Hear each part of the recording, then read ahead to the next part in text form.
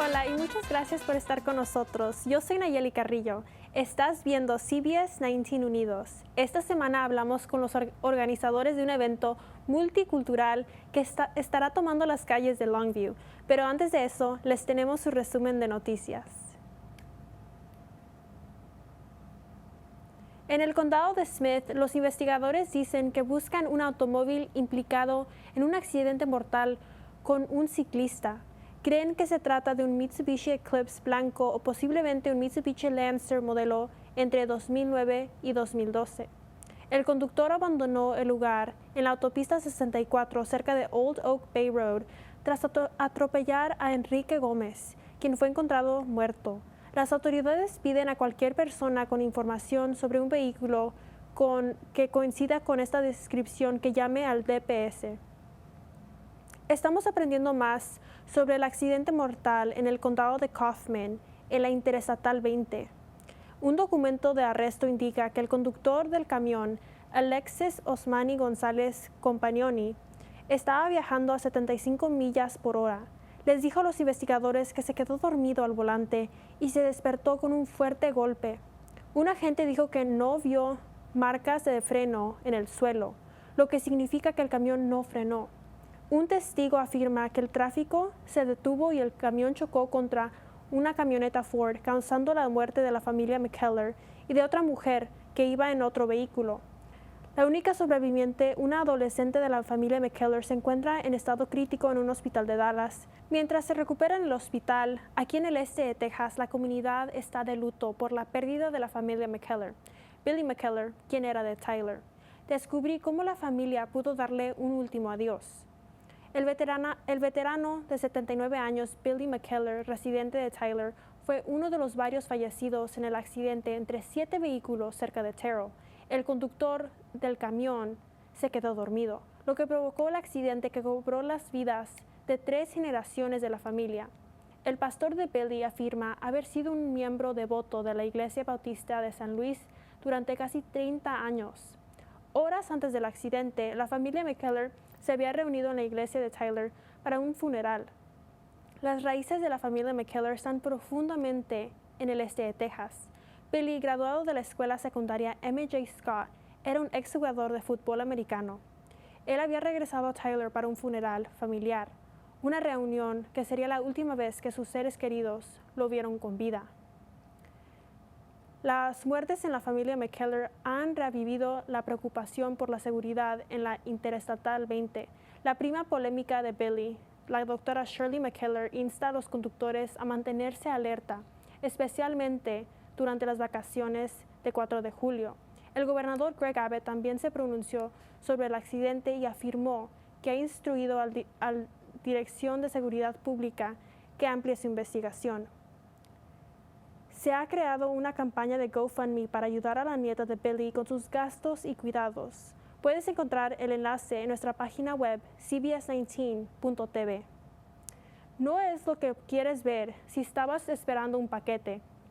Hubo un accidente similar en la Interestatal 20 en el condado de Gregg, al norte de Kilgore. Los investigadores dicen que el conductor de un camión de 18 ruedas de Amazon se quedó dormido y chocó contra una barrera de hormigón.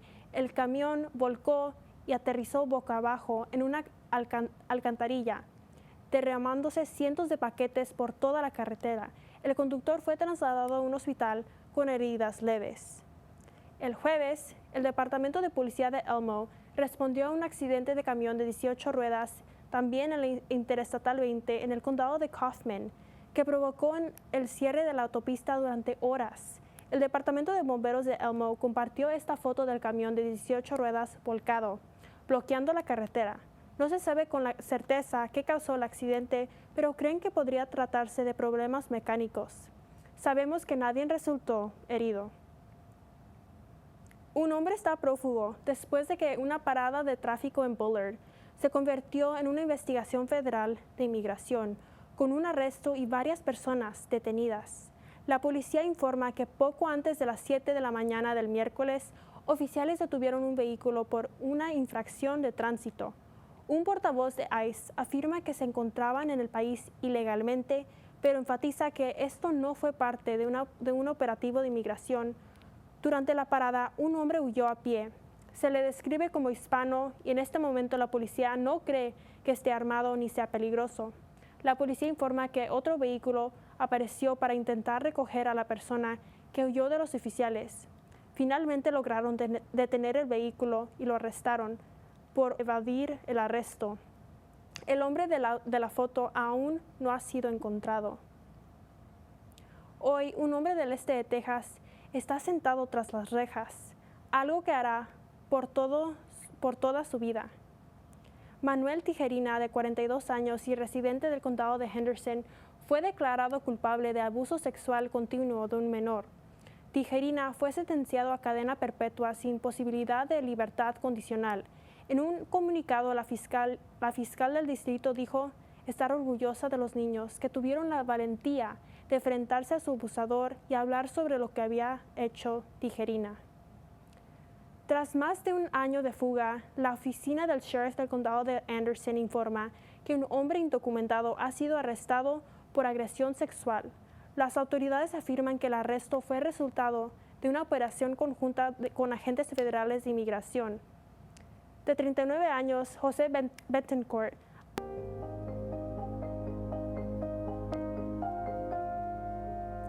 Dos hombres responsables de la muerte de 53 personas en San Antonio fueron sentenciados.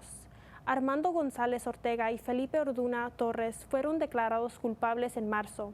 Hace 3 años, los investigadores dicen que 64 personas iban en la parte trasera de un remolque mientras la temperatura subía por las elevaciones. González Ortega fue condenado a 87 años de prisión. Orduna Torres recibió 2 condenas a perpetua, además 20 años de prisión. El ejército de los Estados Unidos está ampliando su papel a lo largo de la frontera sur, creando una nueva zona de defensa nacional en Texas.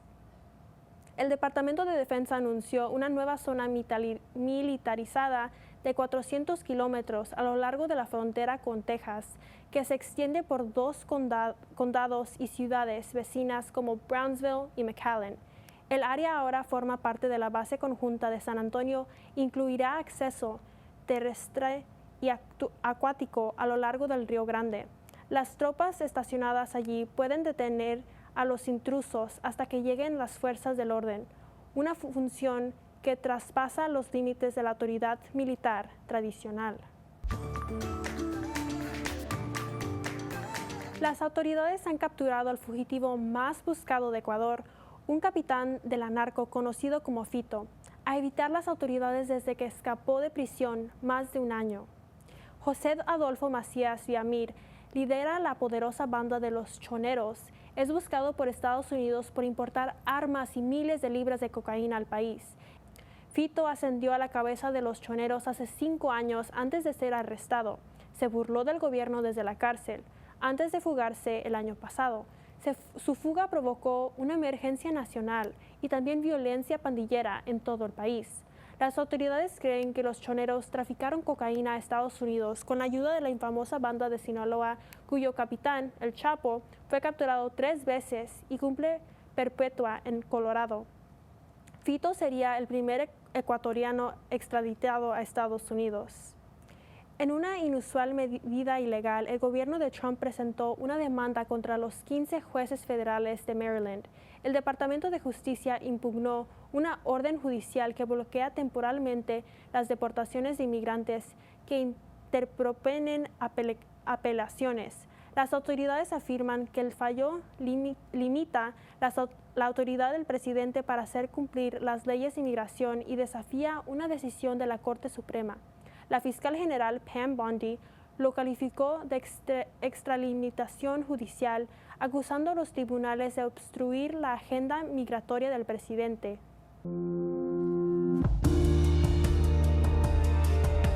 Tras casi 2 años de renovaciones, un centro de pesca en Texas ha reabierto en Athens.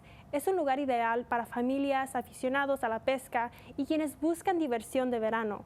Tuve la oportunidad de ir a Athens y pescar por primera vez. CFCC ha sido un lugar de pesca preferido para los pescadores locales y amantes de la naturaleza. Durante casi 30 años, un lugar donde el aprendizaje es principal. la gente comenzó a conocer lo que cambió del centro.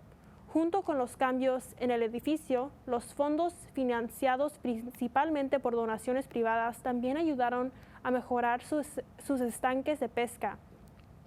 Es allí donde Tilly, de 6 años, pescó su primer pez, y en el estanque de alrededor, un barje decidió morder mi anzuelo. El centro proporciona todo el equipo necesario, pero recomienda a los visitantes que lleven paciencia. La entrada cuesta $5.50 por adultos, lo que hace el centro un destino muy divertido y educativo para toda la familia este verano. No solo para celebrar la reapertura, sino también el Día de Independencia, la ciudad de Athens organizará fuegos artificiales en las pesquerías el domingo, invitando a todos a pasar y explorar el centro y celebrar la libertad juntos. Ahorita regresamos con más.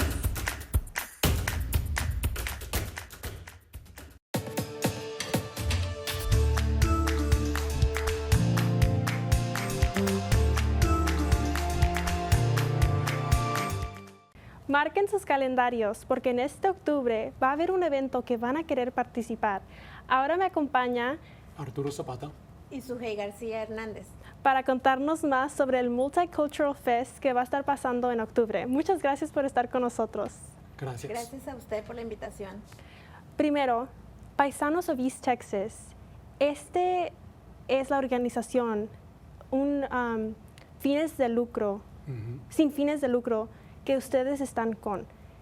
¿Qué nos pueden decir de dónde comenzó esta organización? Comenzó en 1996, comenzamos el primer 5 de mayo y con ese evento comenzamos el Paisano y en Paisanos creció y tuvimos 20 años con el 5 de mayo aquí en Longview, Texas y ahora estamos tratando de hacer un evento diferente. Sujei, ¿cuándo fue que tú decidiste participar en este evento? Bueno, pues yo veía por internet que ellos ponían publicaciones de que iban a tener este evento y de que estaban buscando sponsors y vendedores y ya una vez que fui a la primera junta del board, me invitaron a ser parte del comité y es una muy buena causa donde el dinero recaudado va a ser para becas, para estudiantes y eso fue lo que me impactó y dije, yo quiero ser parte de esta organización y pues aquí estamos. Este evento que van a tener en octubre no solo es para la comunidad hispana. ¿Qué nos pueden contar sobre eso? Cada cultura va a tener su calle y ellos pueden presentar su cultura en esa calle, con la comida, música, cositas para vender y también cantantes. Si quieren venir a cantar, están muy envueltos con nosotros, que vengan a participar. ¿Qué es lo que se ocupa ahora? Porque estamos en julio. ¿Qué se ocupa para poner este evento? Estamos en busca de sponsors. Tenemos diferentes niveles de sponsorships, de patrocinadores, donde nos pueden apoyar. La fecha límite para ser sponsor pues, es el 1 de agosto. Pues sí, nos encantaría que se acercara más gente de todas las nacionalidades, si quieren ser vendedores, si tienen algún arte, ya sean cantantes o que toquen algún instrumento de su cultura, que se involucren en el festival para que más gente pueda conocer acerca de las diferentes culturas que hay en la comunidad del este de Texas. Y también vendedores, o si hay alguien que quiere vender, no sé, creen arte o cosas que ellos sean pequeños empresarios, están invitados y por supuesto todos los patrocinadores son bienvenidos con diferentes niveles de patrocinadores y pues es básicamente donde estamos invitando a la comunidad a que participen de esa manera. Don Arturo, ¿por qué escogieron octubre? Porque está más fresco.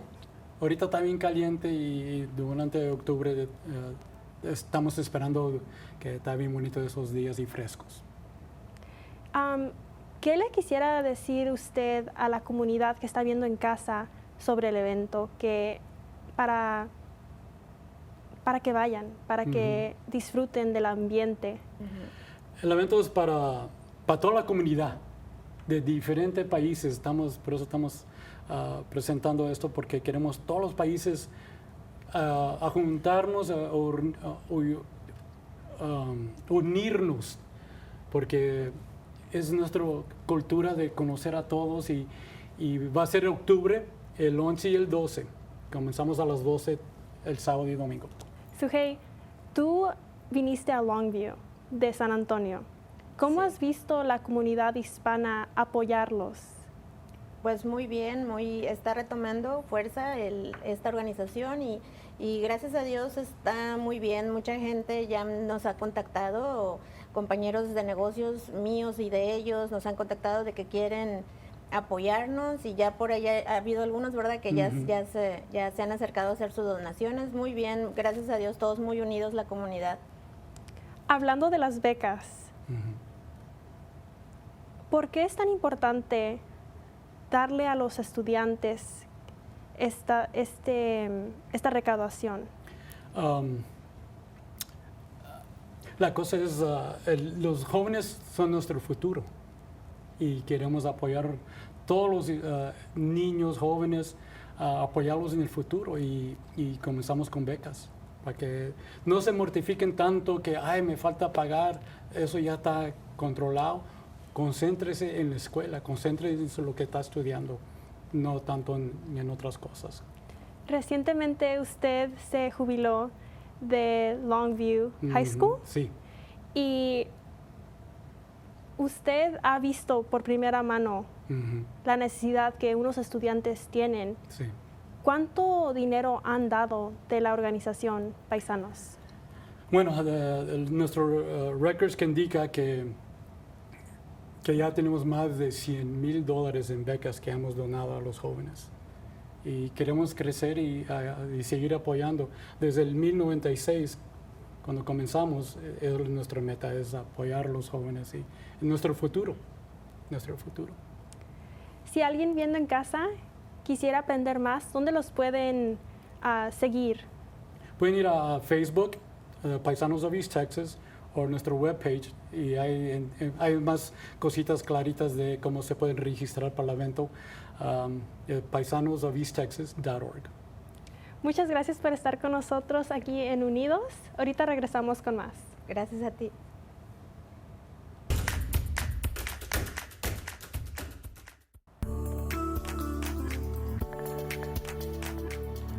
Ahora para su pronóstico del tiempo.